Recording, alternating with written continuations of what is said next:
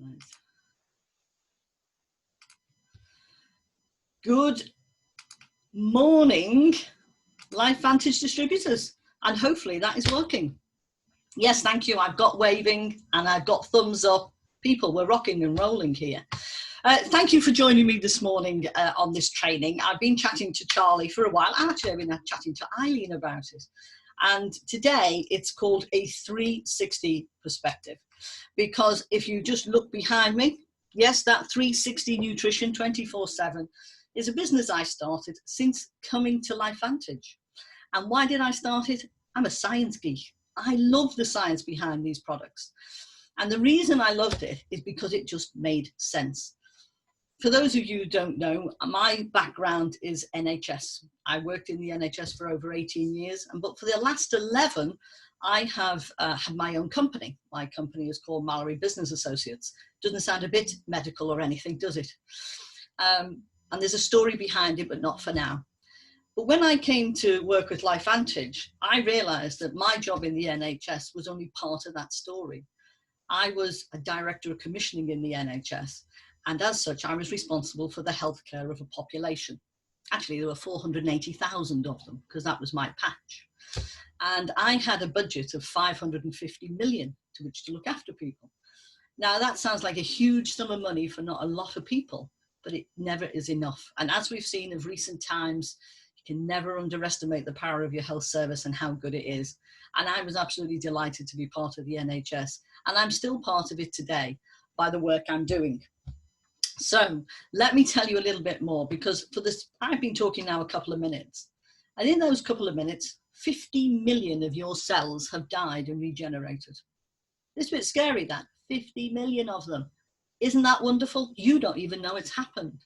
It's just happened because why? It repeats. It's a duplication. We know a bit about duplication, don't we?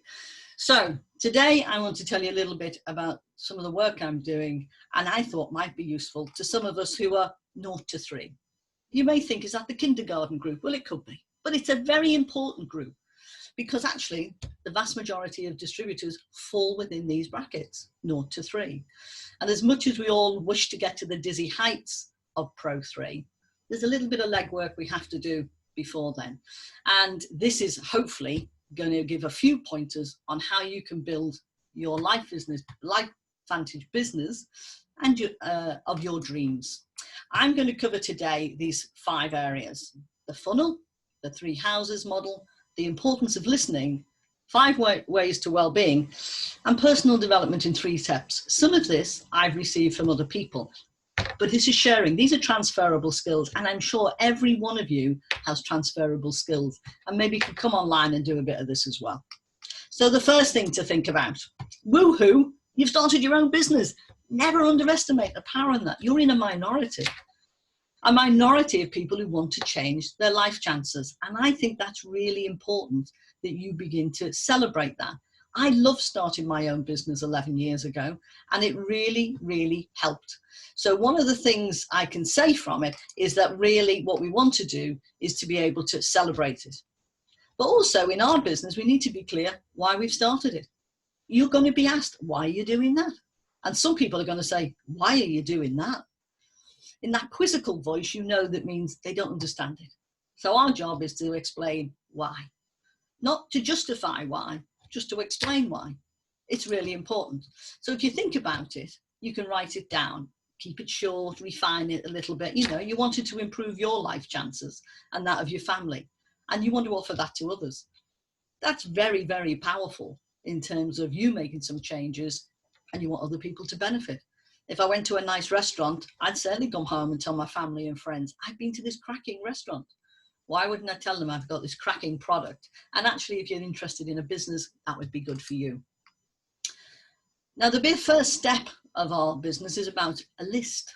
Now, we've all struggled with creating a list because we never think we know anybody. But actually, we know quite a few people. We just forget the connections. I did it yesterday. I just thought somebody came, I needed a plumber. The plumber came and I thought, my goodness, I'd forgotten about Richard. Which is the plumber. So it's important that we can do that. And you put everybody on it.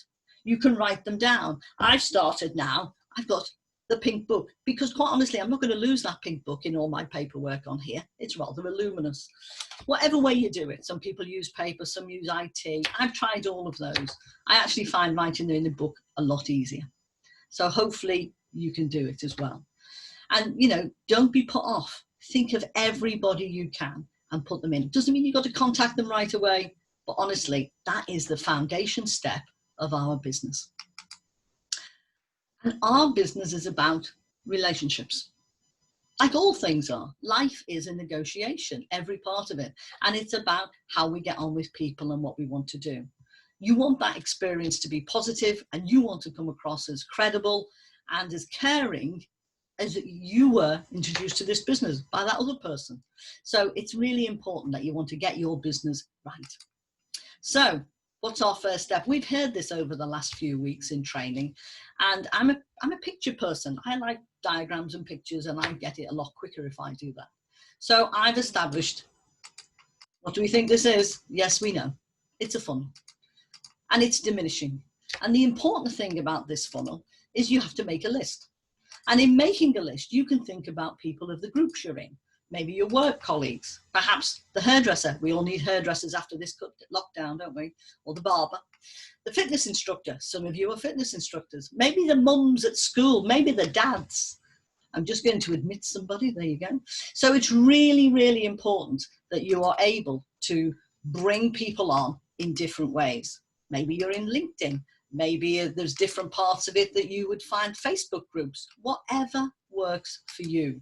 These are the things you need to think about, because once you've got them, and please note I put family on last, because sometimes we're reluctant to put our family on in case they don't agree with us. Perhaps they don't really want us to do this business. This isn't about other people's choices. This is about our choices. It's not about where you start in life, is it? We know that. I'm a bit older than most of you. In fact, I've probably worked longer than most of you. I've been born. But it is about something about saying, what am I going to do next? Well, I'm going to invite them. I'm going to invite them to have a look at a tool and maybe use my videos that I'm going to do. Maybe I'll say, come and have a look at our website. The Future Proof team, marvelous. But I'm going to then follow up. Now, that's the scary bit, following up, because you're hoping they're going to come back to you and say, wow, this is fantastic. Sign me up now. Well, of course, we don't do it like that. We have to follow up, and maybe we have to follow up twice. But if we're really keen on it, we're going to do it 3 times. Laura did some training on this a few weeks ago. And, you know, if you follow up 4 to 5 times, that's when 80% of your signups are going to come. So although we feel uncomfortable, we have to master this foundation step of making a list and inviting them. Because when we have, then we're going to ask for more information. And that's when we could maybe do the 3-way call. Proven system, as we've heard time and time again. And of that, 2 things will happen. 1, get a customer or a distributor who'll be a customer anyway, which would be great. You don't mind. Both are very valuable in a business. Or secondly, they're not sure. The timing's not right, and they're going to ask for more money, more information. From that, you're going to do a follow-up. You're going to give them the information. But if they're a distributor, you're going to want to get them set up correctly. And we're going to repeat the system that we've been through. So we make a list. So although I was doing this the other day and I was watching the training with Laura, in my head, this is the diagram I see. And we'll all see things different. But if you're just starting out, it's quite useful. Foundation step 1, make a list. And this is the Team Heart way. You know, it really does make a difference. And it's the main steps that we can have from invite, tool, and team. Really good and really important. But some of the work I've been doing of late with the NHS has actually been about another way of looking at it. I'm a bit of a gardener. I'd love to tell you this was my garden, but it wouldn't be true. However, this is a bit like gardening. Some people call it farming. But what do you see about a beautiful picture? Do you ever go to the National Trust properties and see how they've done theirs? Or maybe somewhere local park that you have? When you look at this, you think this is great, but this took a lot of work, because across this back part of it, there's a wall. It's a walled garden. There's some grass here and there's a pathway. They've put a foundation in place, because actually, if you don't have a foundation, you really can't show your display. You can't have those customers there, part of your business, if you haven't framed it in the right way. So I think for me, gardening really does it. Sometimes when you're gardening, and I do a bit of that, and I was doing some the other day, I've had a new raised bed built, and that's been really, really good. But the good thing about gardening is that when you get it right, some of these plants self-seed, automatically start to grow, and they automatically come and work in this garden, come and show yourself off here. And that's what you can do with this business. You begin to build it each step at a time. So how do we start the conversation to get people to come to the garden and into the funnel? Well, there's another way of doing it, and this is called the 3 houses model. And this is part of the strength-based training I offer to the NHS through a friend of mine who has a social enterprise company, and I do work for her. And this is called, I don't know if some of you have ever come across this before, called the 3 houses model. It's the house of worries, the house of dreams, and the house of good things. And this is probably where we've all started. And when you're having a conversation with people, you need to think about, what are they worried about? It could be that they got family worries, money worries, not enough to pay the bills. You could be fed up with the boss. Many of us have been there. You could have health issues, or maybe money for a holiday now that we can all travel again. Or maybe it's just a dead-end job and they want more out of life. Doesn't matter the reasons. Our job is to actually go and have the chat with them and to see what's what. So hardworking and ambitious, these are the things you have. When we stop and think about ourselves, you know, we are hardworking and ambitious, and we shouldn't be embarrassed by that. That's great. Perhaps you've got a supportive partner or family who say, oh, we need to do something different. And we're willing to take a low risk, because let's be clear, this is a low risk business. And sometimes we forget to mention that. For as little as £200 to start, you can be your own boss, and you can move at your pace. Get in where you fit in and move at your pace. The most amazing thing is for this business are the people who support you. That really is powerful, and I'll talk about that a bit later.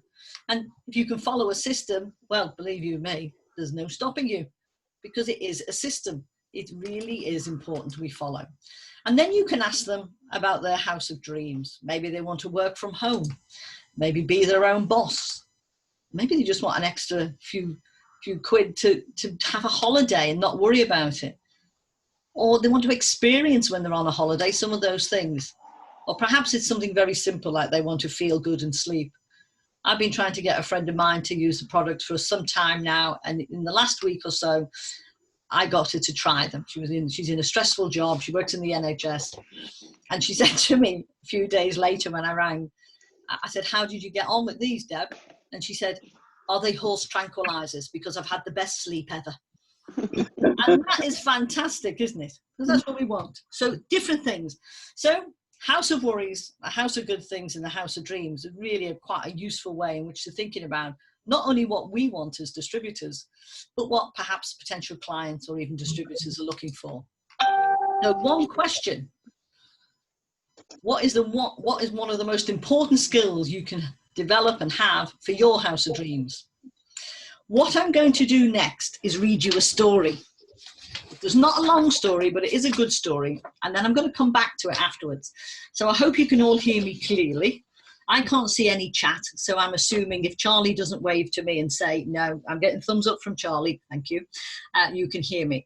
So this is a good story because it does start once upon a time. All good stories start like that. Here we go. Once upon a time, there was a city called Glum that stood beside a lake in the kingdom of Bung. In the centre of the city was a castle where the king lived with his only daughter, Christina. The king could no longer walk, but he was often seen being pushed around the city in a white wheeled chair by his servants. Christina was a popular princess, happy and always smiling and willing to help others. The people of Bung often commented she would make a good queen. Now, it so happened that as well as the king, his daughter and his subjects, there lived in the kingdom of Bung 2 witches. Groga, an ugly, disfigured witch, lived on the other side of the lake in a dark, damp cave. Gwendolyn, a beautiful witch who wore a gown that sparkled with the light of 1,000 crystals, lived in a house to the west. On the 10th anniversary of Groger's arrival, the king was wheeled onto the balcony where he addressed those gathered below. "Who will rid the kingdom of my arch enemy Groger?" he asked. "Many brave men have ventured forth on this mission before, but none of those sent have returned.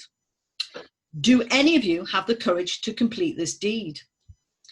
The crowd included knights from all the surrounding lands. Their proud horses neighed at the ruler's words, but only one in the crowd spoke out, a stranger who had arrived the day before.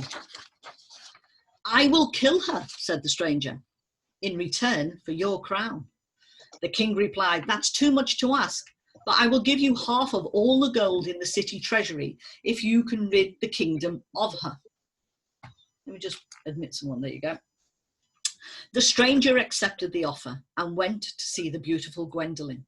Gwendolen was impressed by the stranger's boldness, and she agreed to help in return for a share of the king's gold. She went into another room where she mixed a strange potion. This she poured into a small green bottle. "This will give you the strength of 10 men, she said, handing the potion to the stranger. The stranger travelled from Gwendolen's house to the dark caverns on the opposite side of the lake, where Groger, who had seen her fate in a crystal ball, was waiting. "So, you have come as many men before you have," she said, "seeking the king's favour." They fought for many hours, but Groger was no match for her adversary.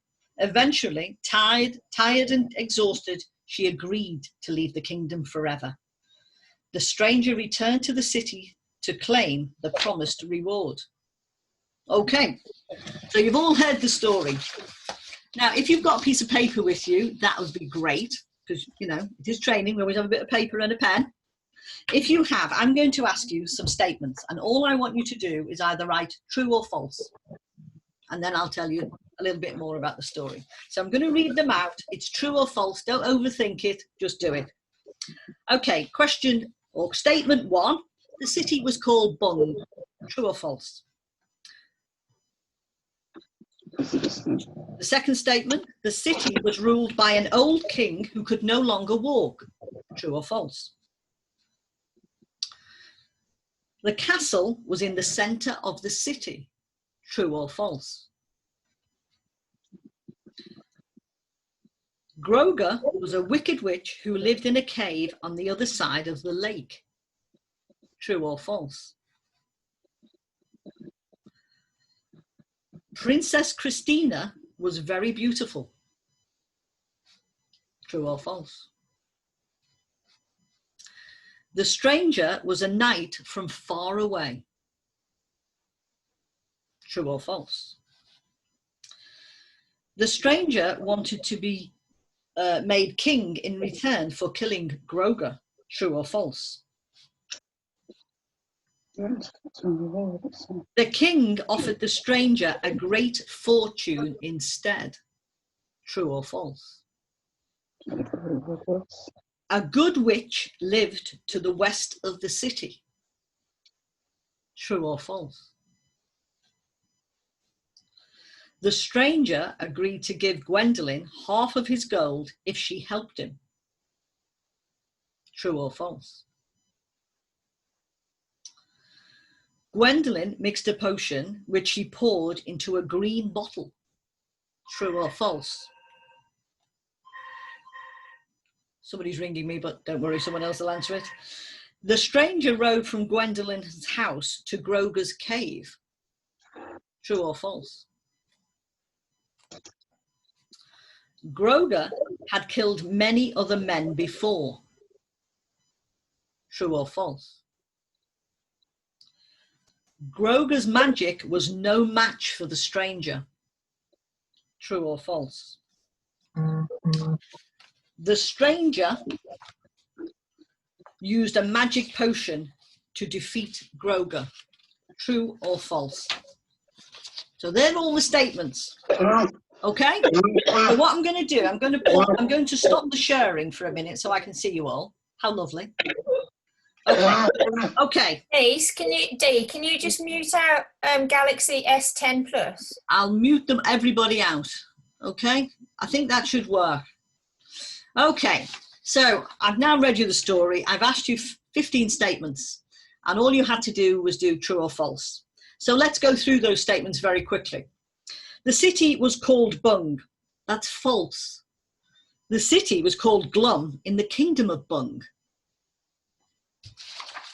The second one, the city was ruled by an old king who could no longer walk. Well, actually, that's false. We're not told the king's age. He may or may not have been old. We said that he was in a wheelchair, but it didn't mean he couldn't walk. He might have been like being pushed around in a wheelchair. We don't know. So that's false. Thank you, Charlie. This is what I'm hoping for. Not that bit, obviously. 3, the castle was in the centre of the city. Yes, that's true. That's true. Phew.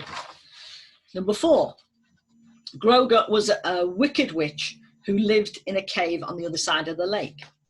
Well, that's false. At no point are we told that Groga was wicked. We assume she was wicked because no one liked her. She lived in a cave. Number 5, Princess Christina was very beautiful. False. Thank you, Marcia. That's a lovely reaction. Princess Christina was popular and she was happy and always smiling. That's it. But she didn't say she was beautiful. Number 6, the stranger was a knight from afar away. Well, that's false. The crowd included knights, and we don't know where the stranger was from. Nobody said where he was from. 7, the stranger wanted to be made king in return for killing Groga. Well, actually, that's false, because we don't even know if the stranger was a man or a woman. Never mind to be a king. He could have wanted to be queen, so we don't know.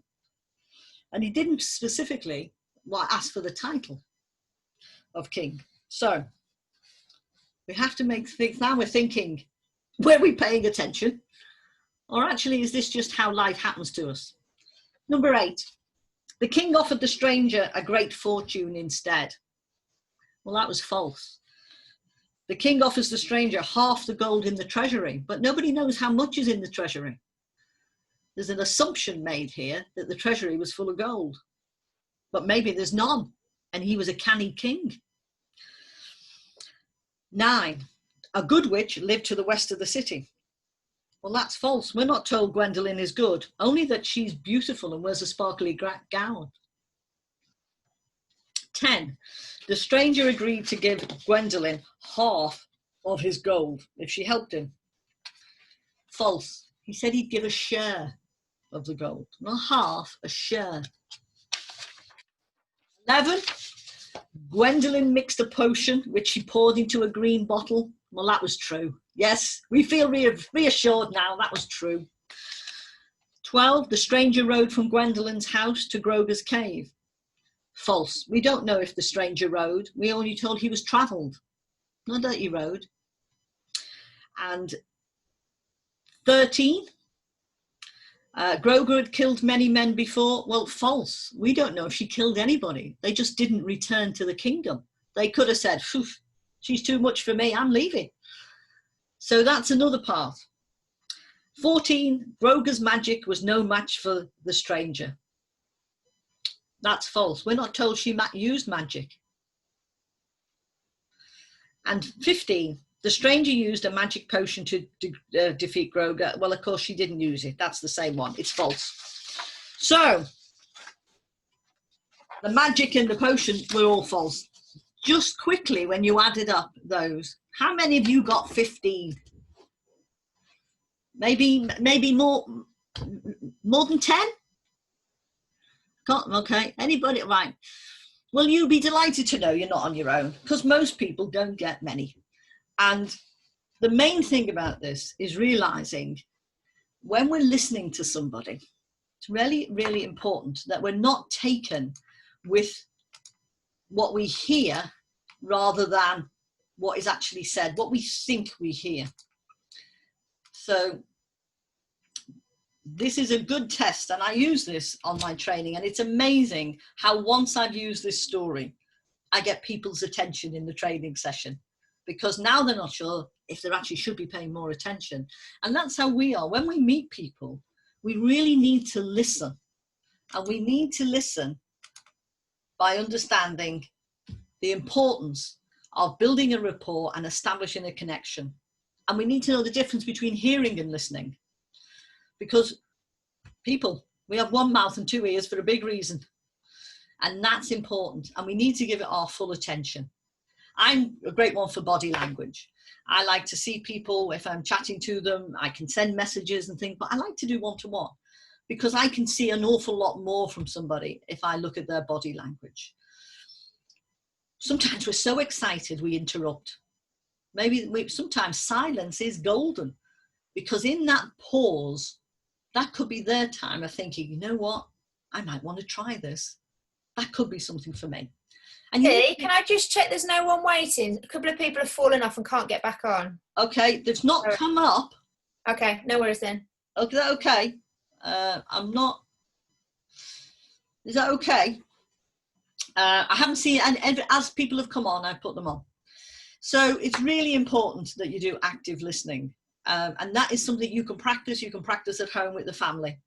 And reflect back, you know, and use their language if you reflect back. Don't use your language, use theirs. That is really, really important to see how we can put it all back together again. And last but not least, don't put up barriers. Don't hide behind your laptop if you're someone who uses one of them. Give them your attention, go away afterwards, get your book and write it all down. It's really, really important that we do that. And that's going to be part of putting it all together.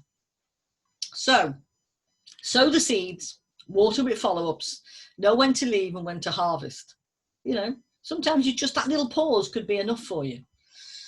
So how we communicate is really important. And I don't know if many of you have come across this. It's called Batteri's box. And it's very clear. It's your attitude affects your behavior, and your behavior affects my attitude. And my attitude affects my behavior, and my behavior will affect your attitude. It's a cycle. So if we don't go with the right frame of mind to talk to somebody, and we may be a bit rushed and we're feeling a bit pressured, because let's be honest, we're probably excited. I've got something to tell you. This is wonderful. But if I don't get it right, it won't land right. It won't be fertile soil for you to plant the seed, because maybe you're a bit too enthusiastic and people think, ooh, not for me. Or maybe we're a bit too flat. There's no excitement in our voice. So they're the things, because we have to think about the people on a one-to-one. We're not trying to bring a family in. We're trying to bring the person in front of us to see something using a tool that you think will be helpful to them. Because the worldview is about perspectives. Depends where you stand, you know? The water's deep? No, it's not really. So we all have these things we need to think about when we're going through. They're all the same, but it's all about perspectives. So 5 steps to well-being that we all know, but it's worth to think about, and think about when we're doing this business with people, because we are a well-being organization. Connect with everyone around you, families, friends, neighbors. Be active. We saw Donna before on the call going for a run as she came through. Brilliant. Step outside, play a game, take notice, be curious, catch sight of the beautiful, remark on the unusual, savor the moment. If these last 15 weeks have taught us nothing else, we should savor the moment and think, how do we want to do it? Keep learning and give something back to a stranger or a friend. And more than anything, keep smiling, because you know when you smile, you'll be amazed at how many people smile at you. So one final thought. I really like this, and it's something I came across about personal development. And it's very simple. Raise your standards, raise your consciousness, and raise your peer group. These 3 things really are, and I got this from a guy called Peter Sage, who I've had the pleasure of listening to last year when a few of us went to the Fraser Brooks event. And Peter spoke at it, and it was great, really, really good.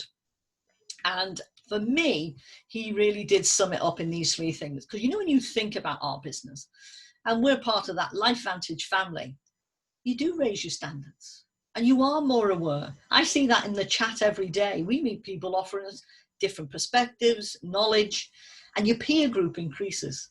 I say to people about this business, if nothing else, I'd come in for the people I meet and the development I get.